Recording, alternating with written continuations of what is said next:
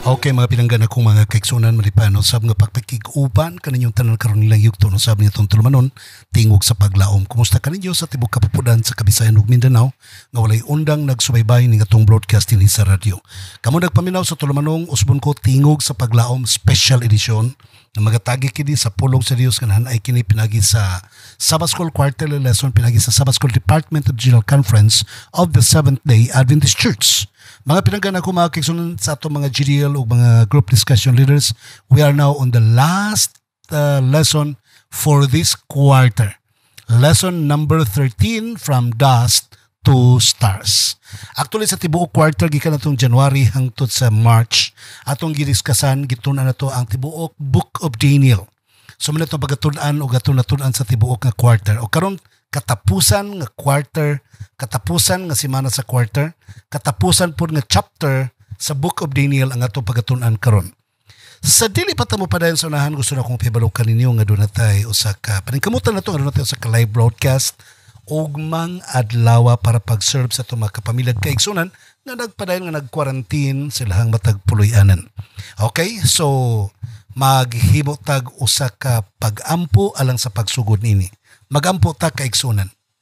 Dalaygon og balaan namo nga Dios nga ikaw sa kitasan sa mga langit daghang salamat Ginoo sa mga panalangin sa pagpakig-uban mo kanamo. Dalaygon ikaw sa walay katapusan sa imong grasya ug kaluoy nga imong gihatag kanamong tanan sa tibuok semana nga walay nakulangan kanamo sa imong gugma ug kaluoy. Salamat sa imong proteksyon, sa imong paghatag kanamo og panglawas ug sa pagpalig-on sa immune system. Batok sa virus nga nagpadayod karong panahon na. Salamat sa pagpatunhay mo sa among kinabuhi Ginoo. O pinagin ini, wala ka magkulang sa imong pagpakaon kanamong tanan. Salamat po sa tanan nga mga doctors, mga nurses, kapulisan, kasundaluhan nga imong panalanginan usab. Aron mahimo sila mga frontliners ini nga problema sa tibuok nasod o tibuok kalibutan. Amahan, pasayloa kami sa among mga sala. Salamat sa pagtubag mo sa among mga pagampo. Kining tanan na magitugyan kanimo gilawman nga madawat pinagi sa ngalan ni Jesucristo nga among maluluwas. Amen. Okay, mga pinanggan ako mga kaigsunan usbon ko atong suhito karon nagkanayon kini from dust to stars. Sa Daniel chapter 12 verse 3 ang ato ang memory text nagkanayon, those who are wise shall shine like the brightness of the firmament, and those who turn many to righteousness like the stars forever and ever. Mga pinanggan ako mga kaigsunan, ang Book of Daniel nag-start siya pinagi sa King Nebuchadnezzar nga diin gisulong niya ang Jerusalem. Iyang giulipon ang mga katawhan sa Jerusalem, iyang gisakop kini o gibihag niya labi na gyud ang mga maalamon nga mga katawhan sa Jerusalem including Daniel and his friends. Gisulong niyang Hudiya o gipang dakop kini ang mga tao ditong dapita o sa kinatubok ang libro sa Daniel mga kaigsunan naghisgot kini sa mga gipadayag sa Ginoo ang mga kalisdanan sa ilang kahimtang ug hangtod sa malabot nga mga panahon, hangtod sa panahon sa pagbalik ni Ginoong Hesus, hangtod sa panahon sa paghukom, hangtod sa panahon sa paglimpyo sa sanktuaryo, hangtod sa panahon sa pagtindog ni Michael nga maoy mudaog sa walay katapusan. Ang mga katawhan sa Dios i-vindicate niya sa ulahing mga adlaw. Sa ato pa, this is from fall to victory ang kinatibuk ang Daniel. Aron masabtan sa tanan ang Book of Daniel mga kaigsunan, mura siyag salida nga gikan sa pag-antos, gikan sa pagkaulipon ngadto sa kadaugan. Ato makit-an kana mga kaigsunan nga nibisan kinsa nga magpabiling magmatinud-anon, magpabiling nga maalamon, magpabiling mutindog sa mga pagsulay, makahiagom sa dakong kadaugan. Kauban kang Jesus Christ, kamaw si Michael the Prince, Michael the Archangel. Sa hangtod sa iyang pagbalik kitang tanan, mavindicated o mahatagan o kadaugan. Bisan pag mga matay mga kaigsunan, pagapukaon ngadto sa kinabuhing walay katapusan. Okay, mga pinanggan ako mga kaigsunan from dust to stars. Ang ato pagatunan ni Michael will stand up. Daniel The end of time, labahin og duha mga kaigsunan nato pagkatunan karon. The end of time, and the end of time, Michael will stand up. Daniel 12:1. And then the time of trouble, Daniel 12:1 gyapon. Then the resurrection, Daniel 12:2-3 and 13. And the waiting time. The waiting time is the sealed time, Daniel 12:4-8-9. And also the revealed time, Daniel 12:5-7 and Daniel 10-12. Okay? So pinagin ini mga kaigsunan ato ning pagasugdan pagtaksip karon ang mga pagpanghitabo sa Book of Daniel sa 12 and 13. Abi ninyo mga pinanggan ako mga kaigsunan sa Daniel chapter 12 verse 1, at the time that Michael shall stand up, the great prince who stands watch over the sons of your people. Wabot ang panahon sa lahing mga adlaw nga si Michael mutindog siya, usa ka bantugan nga prinsipe nga mutindog og magabantay sa iyang mga kanakan sa imong mga katawhan. Si Salmista David mga kaigsunan sa panahon sa iyang mga kalisdanan nga nagatubang siya sa mga kasakit batok sa mga tao nga mga dautan nga naghimo nini. Matod pa niya sa Psalms chapter 94 verse 16, matod pa niya, Michael shall stand up to defend us. So meaning, si King David mismo mga kaigsunan, nakailan na siya og kinsa si Michael. Matod pa niya, Michael will stand up to defend us. Ang pag-ingon nga stand up nga Michael mga kaigsunan, dunay tulo ka mga butang atong mahibaluan. He will stand like a warrior, like a captain, like an archangel. Kabalo ba mo nga si Michael mga kaigsunan sa Jude chapter 9, Jude 1:9, gi-introduce siya as the archangel, captain of the soldiers. O gipaila po siya mga kaigsunan sa 2 Kings chapter 3 as the commander-in-chief. Si Michael mga kaigsunan is a military leader, but pasabot when he stands, meaning he will protect you. He will make the war. He will make a war in the defense of you. Sa tanan nimo mga pagsulay, siya mo laban nimo. Sa tanan nimo mga kalisdanan, siya mo fight para kanimo. Sa tanan nimo mga kahimtang nga nagkik-away ka sa mga kalisdanan, when Michael stands, he will defend and protect you. Sa inkob, sa coronavirus, he will stand to protect you. He will fight the battle for you.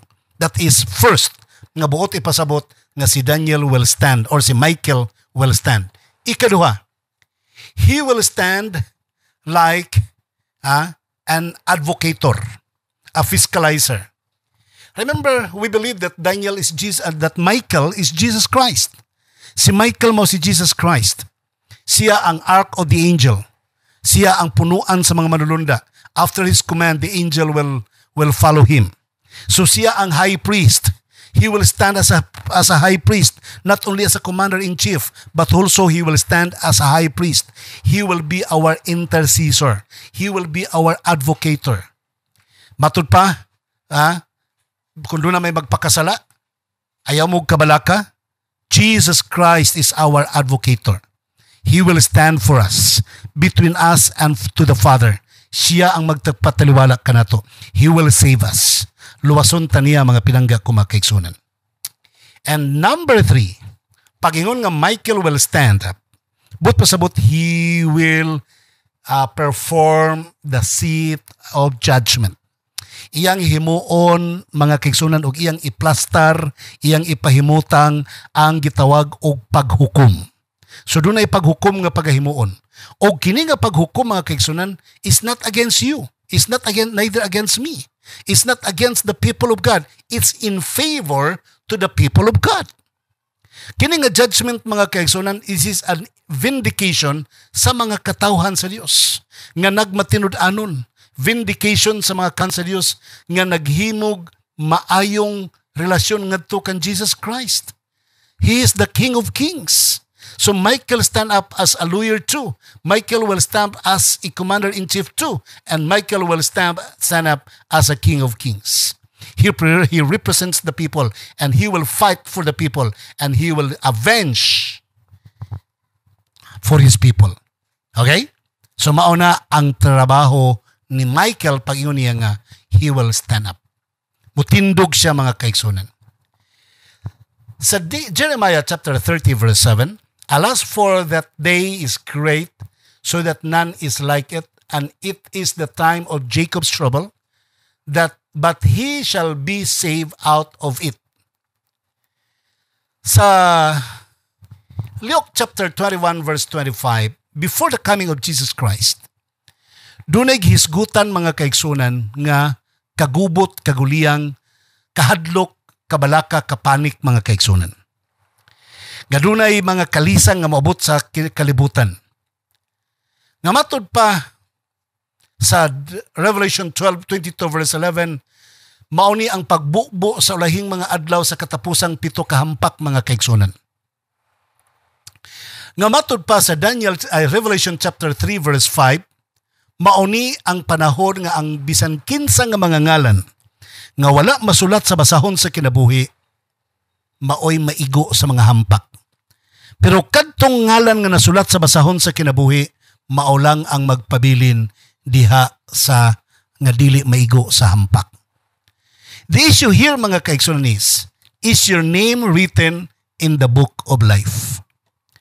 If you are in good relationship with Michael, the prince, nga mao'y nagkiglaban para kanimo sa alang sa imong mga kalisdanan, nga mao'y nagpataliwala kanimo sa imong mga kasalanan aron mapasaylo imong mga sala, nga mao'y nanimalus para kanimo aron makalahutay ka sa imong pagpangalagad. If you are in good relationship with him, you are loyal to him, you are faithful to him, your name shall be written in the book of life, because according to the book of Revelation, that book of life is the book of the Lamb. The book of the Lamb, mao na ang libro sa Kordero sa Dios mga kaigsunan. And the Kordero sa Dios is no other than but Jesus Christ. And in Daniel, he is the Michael, the Prince of Host, of Heaven's host. So atong masabtan mga pinangga ko mga kaigsunan, nga doon ay duha ka klaseng libro sa langit. Book of Life o niya Book of Death. Napay ikatulo nga Book of the Records of Human Deeds. Mabasa nimo na sa Malakay chapter 3 verse 16. Book of Remembrance mga kaigsunan. So muna ipangutana karon din ha, ang pagkamatarong ni Kristo imo na bang nadawat? Sa dihang imo nang nadawat ang pagkamatarong ni Kristo, imo bang giampingan? Kanang pagkamatarong ni Kristo nga imong nadawat mga kaigsunan, nahimo na pinaagi sa iyahang pagtindog o pagpakig-away, batok kang Satanas, pinaagi sa iyahang paghalad sa iyang kinabuhi nga magpakamatay sa kalbaryo sa cross nga mahimong tigpataliwala kanimo og sa Amahan. So kanang iyahang pagkamatarong, bililhon kana nga pagkamatarong, kay bugti kana sa iyang kinabuhi nga iyang gihalad sa kalbaryo sa cross. And in it, niana lamang nga pagkamatarong, ikaw ang imong pangalan masulat sa basahon sa kinabuhi. Kung ang imong pangalan nasulat sa basahon sa kinabuhi, then Michael will stand for you in the last days. Nga pagbukbo sa ulahing mga hampak, bisan pagluna kay stress, nga basig makabatakbuyan baka ng hampak or dili, maigo baka sa COVID-19 or dili, the Lord will give you assurance. Cheer up, I have overcome the world. If you have believed in me, I have overcome the world. And this harm and these viruses, these hardships shall neither come unto you. Dili kini makaabot kanimo.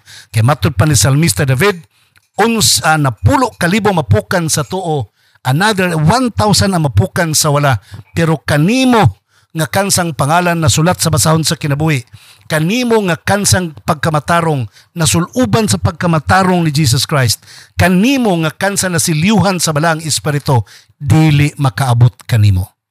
It's only the righteousness of Jesus Christ. Busa mga pinangga na ko mga kaigsunan, in the last days, gilantaw ng daan o gipebalo ng daan sa Dios ngadto kang Daniel, that many of those who sleep in the dust of the earth shall awake, some to everlasting life, some to shame and everlasting contempt. Daniel chapter 12 verse 2.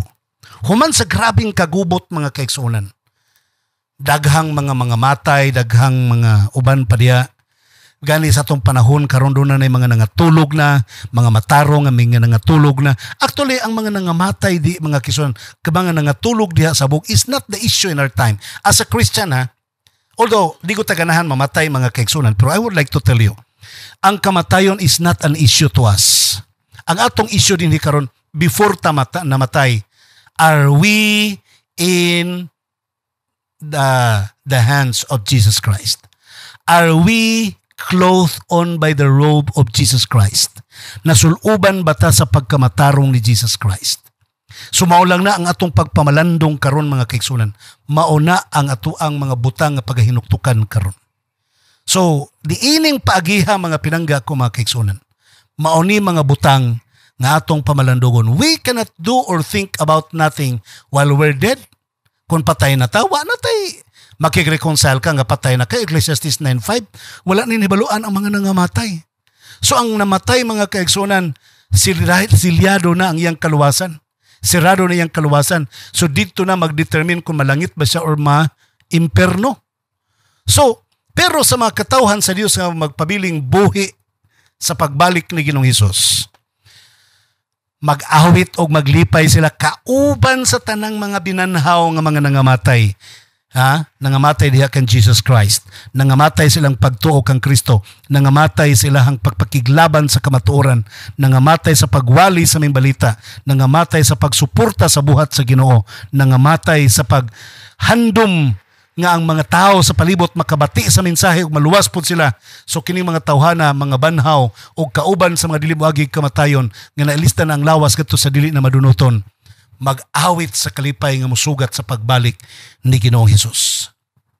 Busa mga pinangga na ko mga kaigsuonan, alang sa tuang pagpamalandong, dunay gitawag og sealing time.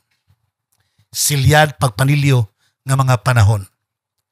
Sa Daniel chapter 12 verse 4, "But you, Daniel, shut up the words and seal the book until the time of the end, and many shall run to and fro, and knowledge shall increase." Mga pinangga ko mga kaigsunan, what is book of Revelation and what is book of Daniel? Sa panahon ni Daniel mga kaigsunan, naglibog siya sa niya. Nawag mga butang nga di kaya nako maswalo, di kaya nako masabtan karon. Pero nasabtan niya mga kaigsunan partially. Nga doon nagyoy kaguliyang kagulanan ng mabut sa unahan. Kabalo ka? Ang book of Daniel mga kaigsunan, gipasirad-an na sa Dios. Unya hulaton lang sa ulahing mga adlaw nga doon na ray kaalam nga moabot, mag-anam-anam og saka nga kaalam aron masabtan ang maong pagpanghitabo.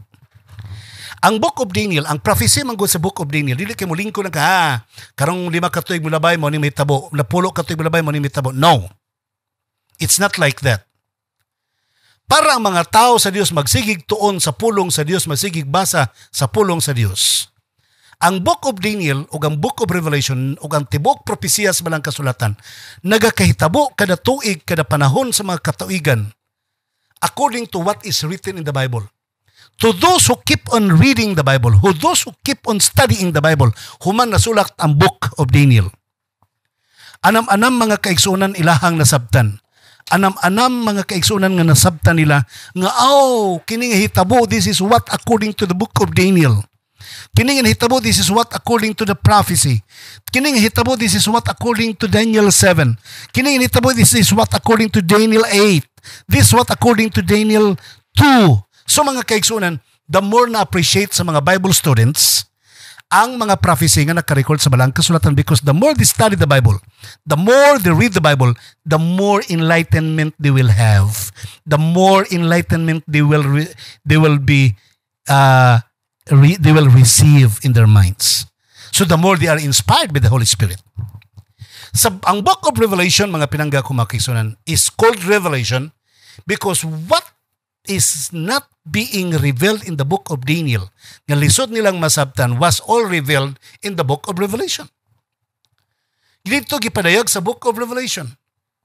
So pag yung Daniel sealed the book, mga kaigsunan, ang buban nga mga butang dito nasabtan sa Book of Revelation. Pagingon nga in time mga kaigsunan sa Book of Daniel, kanus aman nila nasugdan og sabot sa pagsugod gyud sa persecution ni adtong papal persecution mga kaigsunan. Ang mga tao na sila nag-abli sa Biblia. Why? What's going on? Why? What's going on? Dito nila nasabtan mga kaigsunan ang little horn. Dito nila nasabtan ang papal power. Kahuman sa pagan Rome, papal Rome will follow.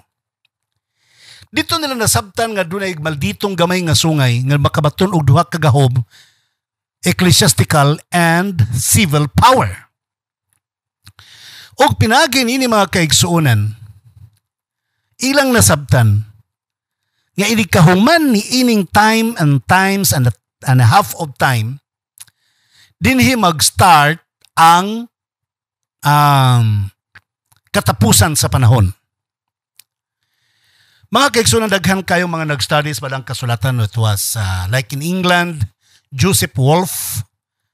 Sa Middle East, sila si Manuel Aconsa. Sa South Africa, si William Miller. Manuel Aconsa sa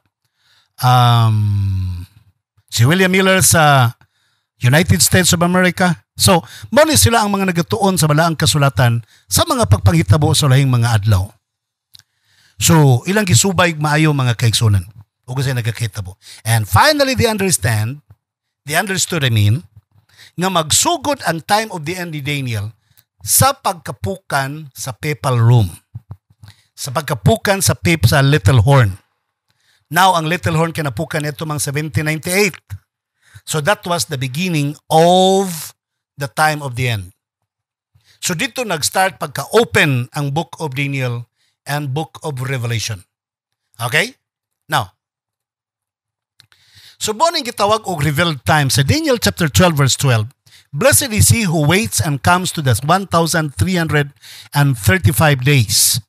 Pagingon gyud nga bulahan kadtong nahiabot og makaabot sa 335 days.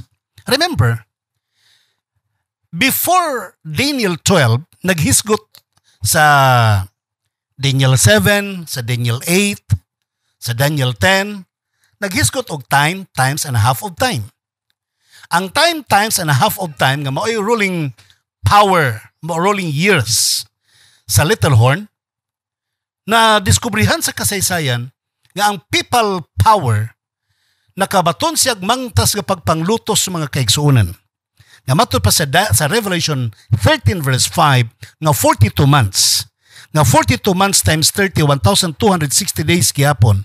Ang one time, two times and a half of times, 1,260 days gihapon. Nga according to Daniel, according to Ezekiel 4:6, that 1 year is equivalent to one day is equivalent to 1 year. So ang 1,260 days is equivalent to 1,260 years. So gi-compute mga kaigsunan, it started mga kaigsunan from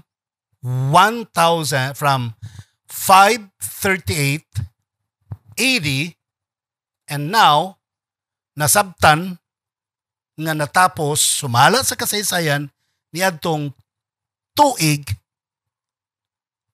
Okay? Tuig 1798.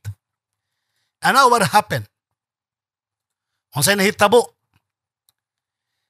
Gikan sa 1798 mga kaigsuonan, mudagan pag another 1,810 years para makumplito ang prophecy sa Daniel chapter 9 nga mao ang cleansing of the sanctuary, which is 1844. Og matod pa mga kaigsuonan that Daniel said that Michael will stand after the 1,355 days. Sa tupahuman sa 1843, Michael will stand. Michael will stand. So where is now the 1,335 days or years in the prophecy? So 1843 ngadto sa 538 is only 1,260 days or years in the prophecy.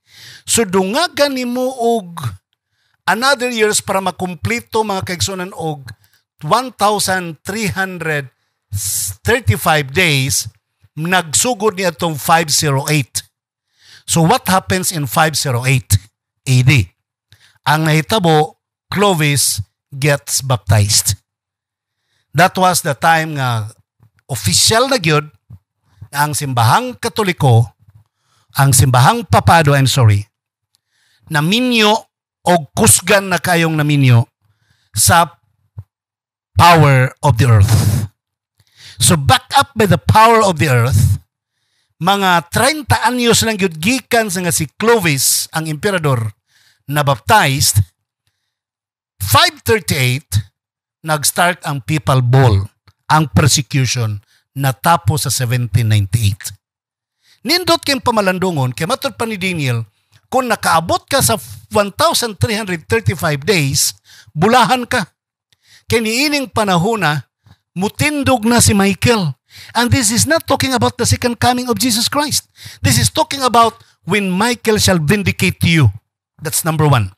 Now, Michael will stand to fight for you. And finally, Michael will stand to conduct the judgment. And that judgment is what we call the investigative judgment. And that was in the year 1844. The end of the 2,300 days, years in the prophecy.